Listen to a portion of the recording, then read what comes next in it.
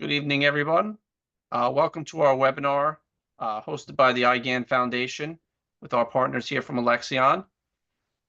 As we start this webinar this evening, you can ask some questions in the chat box, but they will not be answered live tonight. You will receive an email with the link to this webinar and the answers to the questions. Our target is for about a 2-week turnaround to get all questions answered, but feel free to ask anything that you would like. Tricia, I would like to welcome you guys and your team, and thank you for helping us out tonight and all the help you do for the IgAN community. Thank you so much, John, and thank you to everyone who joined this evening to learn about Alexion and the research that we are committed to in IgAN. My name is Tricia Opelt, and I am Director of Global Patient Advocacy at Alexion, AstraZeneca Rare Disease. And I would like to thank the IgAN Foundation for the opportunity to be here this evening, their steadfast partnership, and always working closely to help advance care and treatment for individuals living with IgAN is so admired and recognized. And we at Alexion truly value this partnership and collaboration because working together will only drive progress. The entire team at the foundation is incredibly passionate, committed, and has formed a solid community to support IgAN patients, caregivers, and healthcare professionals over the past 20 years. Alexion is currently studying a new therapy for IgA nephropathy called ravulizumab. And this evening, we look forward to sharing data from our phase 2 that studied the safety and efficacy of ravulizumab in IgAN. And this webinar is really good timing because the data was recently presented at the American Society of Nephrology Congress and published in the Journal of the American Society of Nephrology. We'll also discuss the Alexion ICAN phase 3 clinical trial that's studying also the safety and efficacy of ravulizumab in IgAN that has just recently begun enrolling. But before I move on, I want to just have an opportunity for my two colleagues on the line to introduce themselves and their role on the Alexion team. So, Andreas? Thank you, Tricia.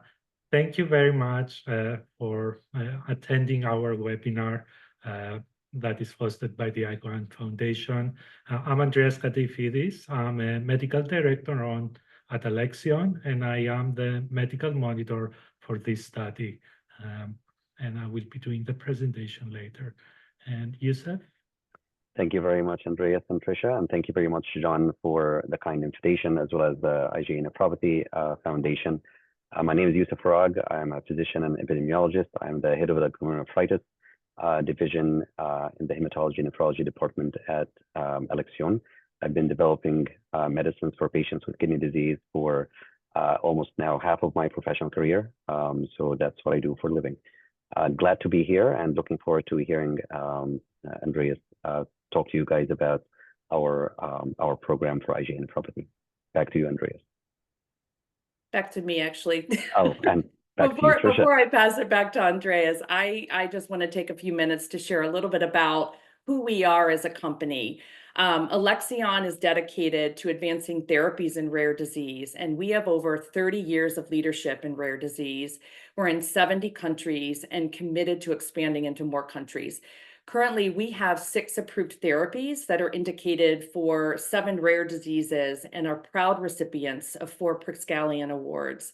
This is a global award that recognizes innovations in pharmaceutical, bio, and medical technology, digital health industries, and is considered the highest accolade in biomedical research and development.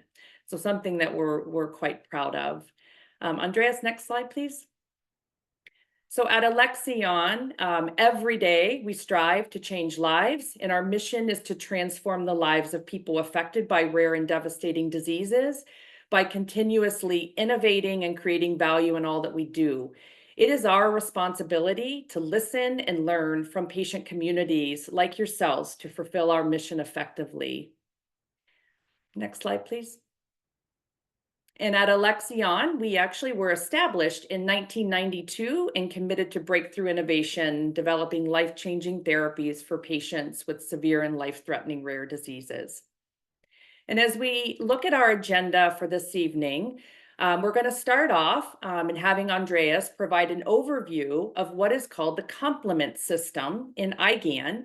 And as I mentioned just a few minutes ago, we will present our recently published data on Alexion's phase 2 called the Sanctuary trial, and also provide an overview of our phase 3 ICAN trial that is also studying ravulizumab in IgAN.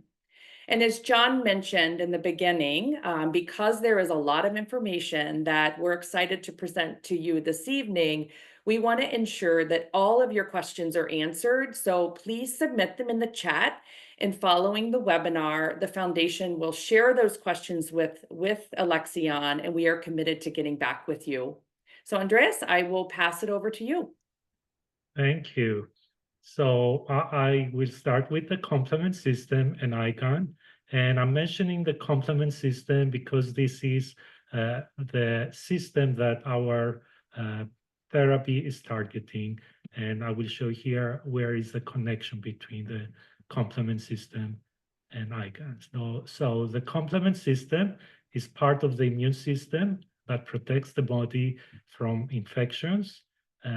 This system has a lot of proteins.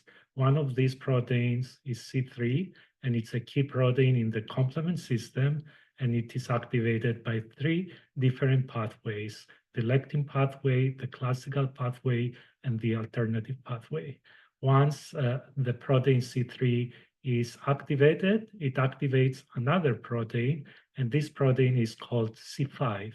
And this is an important protein. C5, once it gets activated, it splits into 2 parts: C5a, which causes the inflammation, and C5b, which helps destroy cells that have some injury, pre-existing injury.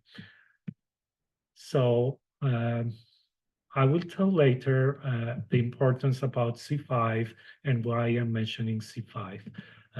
Here is the 4-hit theory of the IgAN development.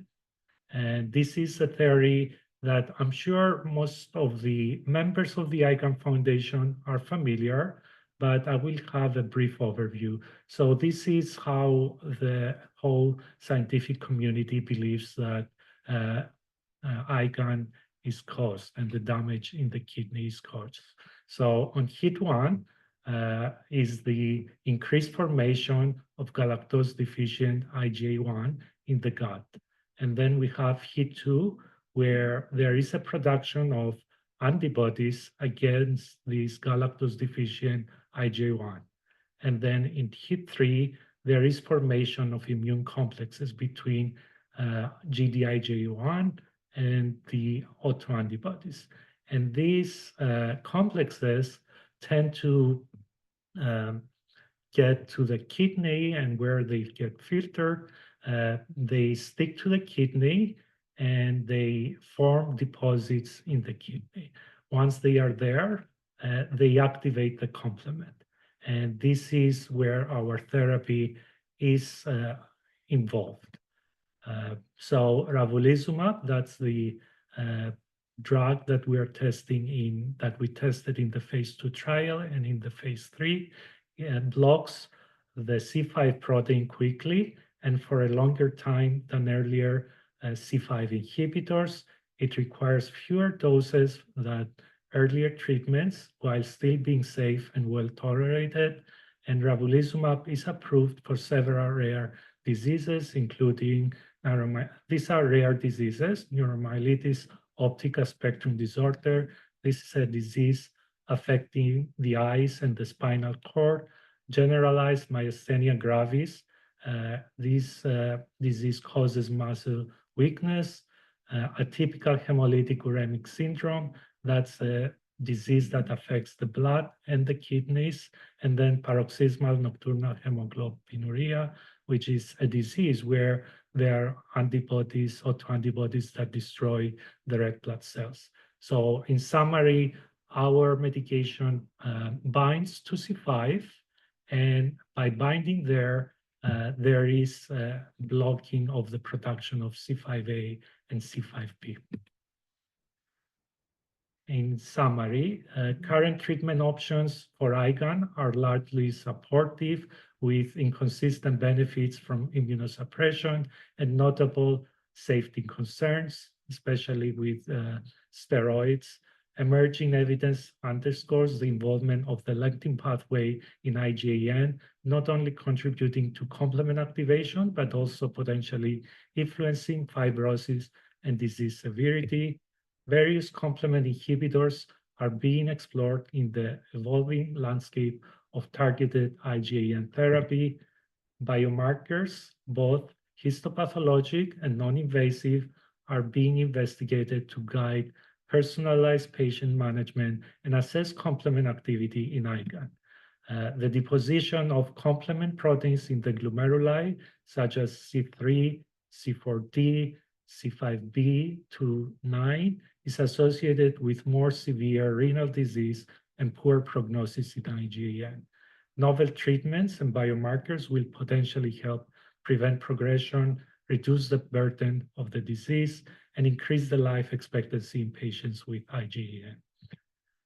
And we hope that as a company with our treatment, we can contribute to the change in the therapeutic landscape for this disease. Here are the results of our phase 2 trial in IgAN. That's the Sanctuary trial. This is the study design. This was a phase 2 double-blind randomized placebo-controlled multi-center study where we tested the ravulizumab combined with background therapy in patients with IgAN. The cohort was, as you see, there was a randomization of 60 patients. And in the first period, the 26 weeks, there was a group that received ravulizumab and another group that received the placebo and the background therapy. And after week 26, all patients received ravulizumab in the extension period for 24 weeks. And after that, we also have a post-treatment follow-up period of 36 weeks. And the aim of the study was to demonstrate proof of concept in efficacy and safety of ravulizumab in IgAN. There was another cohort for LN patients. I'm not going to present anything for that cohort in this presentation. And we also wanted to explore complement biomarkers that may be used to predict the response to anti-C5 therapy.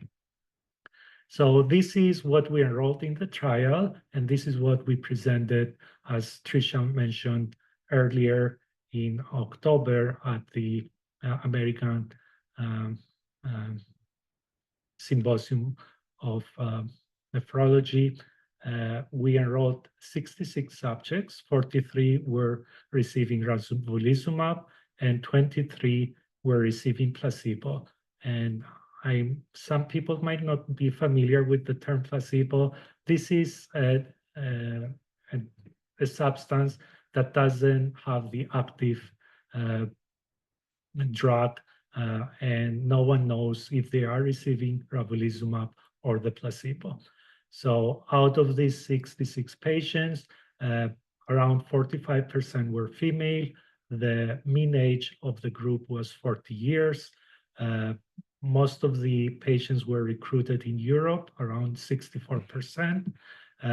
And we had around 70% was white, and we had fewer Asian, around 20%, and the rest was other ethnicity. The duration of the disease of the patients when they started the trial was, the mean duration was 4.6 years.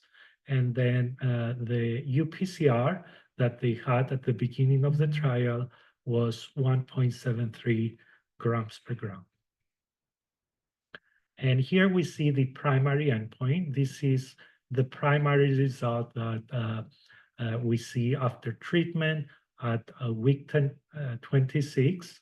We see that there was a reduction of UPCR compared to the baseline, 40%, 40.3% for the ravulizumab arm, and around 11% for the patients that were receiving placebo. With this reduction, it translates to a treatment effect of 33.1%. So this shows what's the difference between the ravulizumab group and the placebo. So this reduction in proteinuria is expected to correspond to a reduced rate of loss of renal function. And here we see the UPCR after week 26 up to week 50, when all the patients started receiving placebo. And we can see that in the solid line, these are the patients that received ravulizumab from the beginning. They had the reduction of their UPCR from 1.69 to 1.06 at week 50, at week 26, and at week 50, proteinuria remained at the same level. And then the patients on the dotted line were the patients on placebo. They started at mean UPCR of 1.81. At week 26, this dropped a bit to 1.67.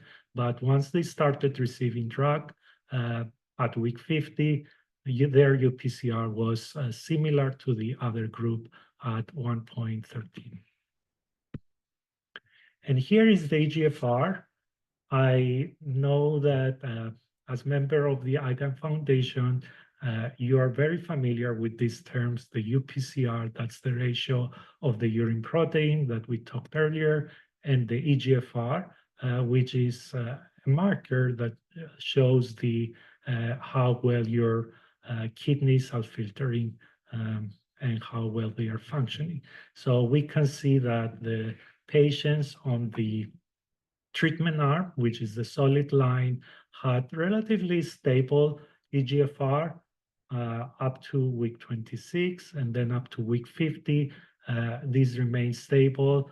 And we see that the placebo arm, initially they had a drop up to week 26, but then once they started receiving the drug, eGFR relatively stabilized. And here is the safety summary from this trial. For the initial evaluation period up to week 26, most adverse events were grade 1 and 2. That means that they were mild. No adverse events led to withdrawal, death, or meningococcal infections. One of the serious adverse events was a COVID infection, and it was reported in a patient that received ravulizumab. And then there was one grade 3 adverse event, and that was increased GGT. This is a liver enzyme that resolved. But again, this adverse event was reported in a patient that was receiving placebo. In regards to the extension period, that's between week 26 and week 50, where all the patients were receiving drug.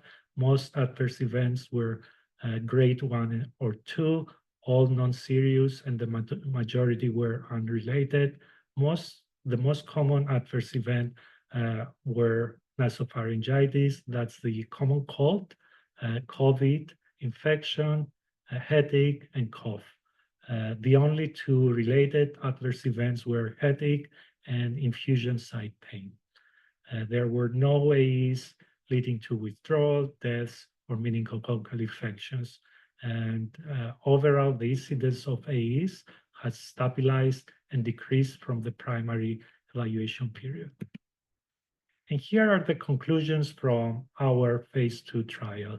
Ravulizumab demonstrated clinically meaningful efficacy based on reduction in proteinuria early after treatment initiation. The 24-hour urine protein ratio was a reduction of 40.3%, and the placebo had minus around 11% at week 26. And the earliest sustained proteinuria reduction was confirmed also at week 50. Some patients achieved partial remission at week 26 and at week 50, Partial remission is when the UPCR goes below 1 gram per gram, when the ratio of the urine protein is less than 1 gram per gram. At week 26, around 26% of the patients on the treatment achieve that reduction, whereas in the placebo group, it was around 18%, and at week 50, when all the patients were on drug, 39% of the patients that initially received ravulizumab achieved partial remission, and the patients that started with placebo, this percentage was 26.1. Ravulizumab was well tolerated with a safety profile that was consistent with previous studies.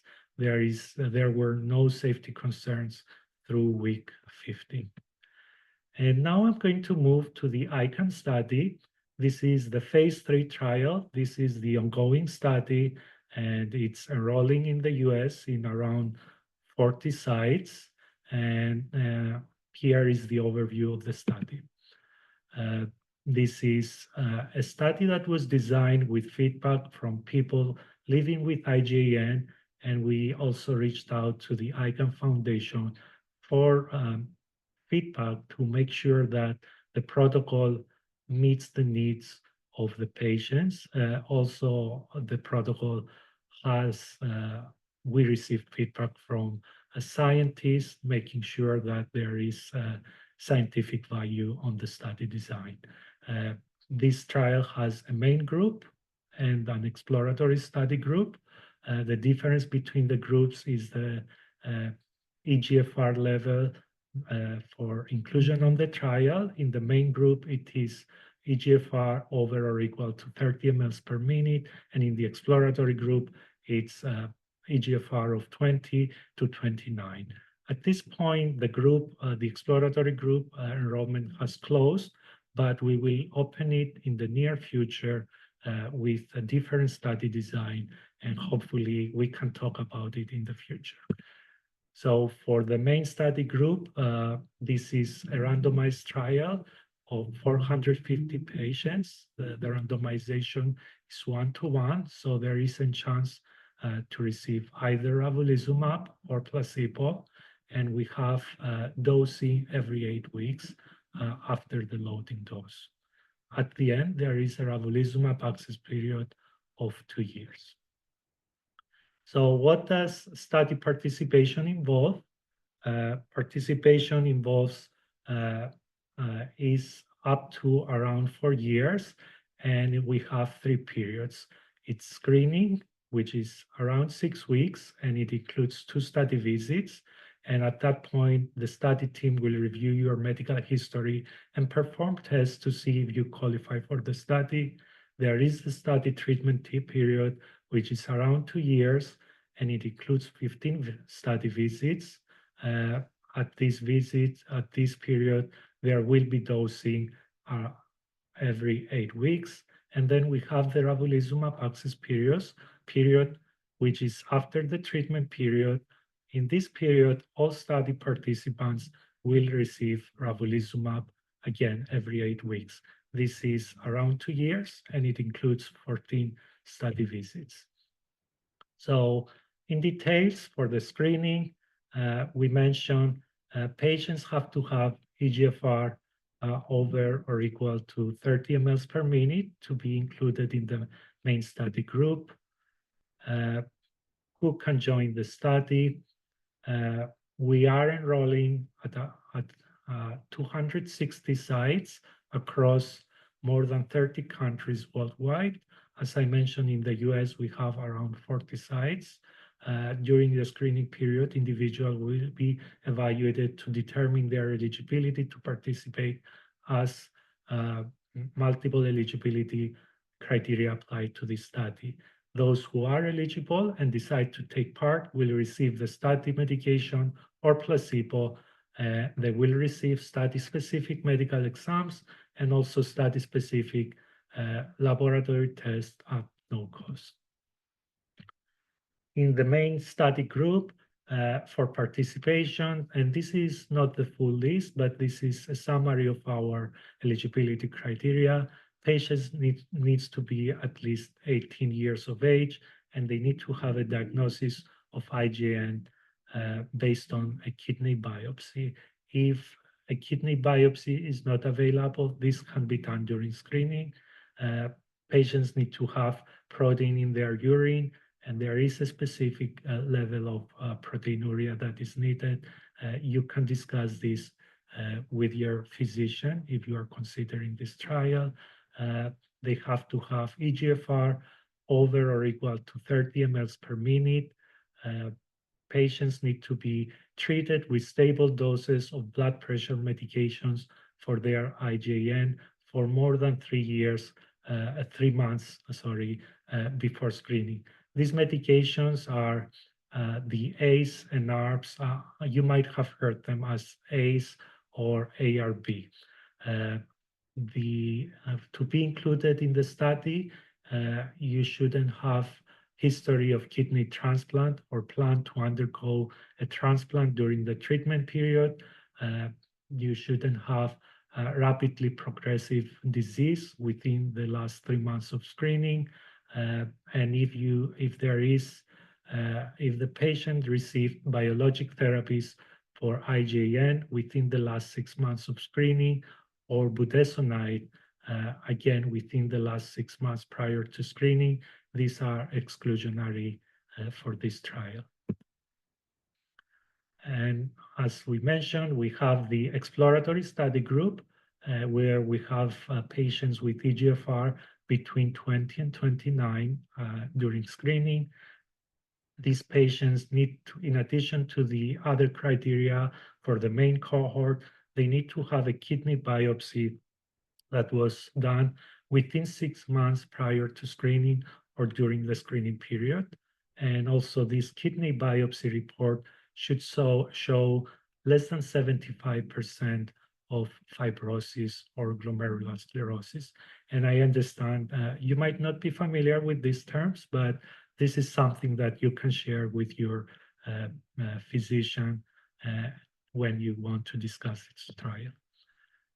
Moving to the treatment period, as I already mentioned, there will be randomization. 225 patients will be receiving placebo, and 225 patients will be receiving ravulizumab every 8 weeks. What does this treatment period involve? You will be randomly assigned to receive either ravulizumab or placebo, and that does not contain active ingredients. For every 1 participant who receives a study medication, 1 participant will receive placebo. During this period, there will be administration of the drug on day 1, at week 2, and after that, every 8 weeks, around every 2 months. And you should continue receiving your stable current treatment for IgAN. That's the antihypertensive ACE or ARB therapy that you already take. And here are the main endpoints for the study. So at week 34, we want to measure again the urinary protein and the UPCR. And at the end, we want to see the level, the eGFR, and if there are any changes and if there is a reduction on the progression of the disease. So what is being measured throughout the study? Your study doctor may perform a number of tests and procedures, including but not limited, recording your medical history, conducting physical exams, measuring your vital signs. There will be pregnancy tests if applicable, and then there will be collection of blood and urine samples. And we will be measuring, as I mentioned, at week 34, around 9 months, we will measure the change in urine protein from the 24-hour urine collections. And at week 106, at around 2 years, we will measure the eGFR slope. Other measures, we also have patient-reported outcomes throughout the study to make sure that we see if there are any changes in your health that are self-reported. And at the end, we have the ravulizumab access period. This is an additional 2-year period. This is accessible to all the patients after the treatment period. Either if you were on ravulizumab or placebo, you can still participate in this period, and you will be receiving the drug for every 8 weeks for additional 2 years. There will be, I want to clarify, there will be no placebo group during the ravulizumab access period. This study phase helps provide additional safety and efficacy data. It also provides access to the drug to everyone who participated in the trial. And I will turn it back to Tricia.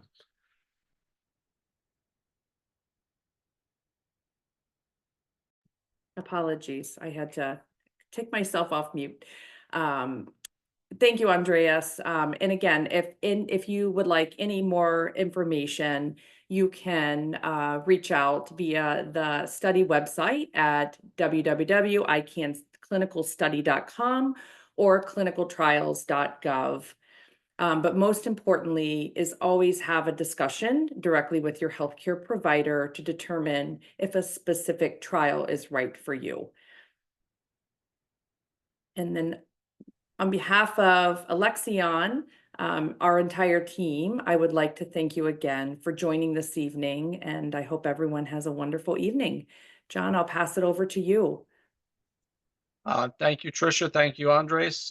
We appreciate the partnership. We appreciate all the help you guys are giving to IgAN patients. If you guys have questions, you can put them in the questions and answer box. We will get an email back out to anybody who is registered for this webinar.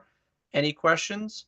And if you need anything else beyond those questions, you can always reach me, john@igan.org, and we can get answers for you. If you are interested in this trial, you can go to the trial website and go through the pre-screener. Trial website is obviously up there. You can follow that, see if you're interested in the trial. Best of luck and have a great night. Thank you, everyone. Thank you.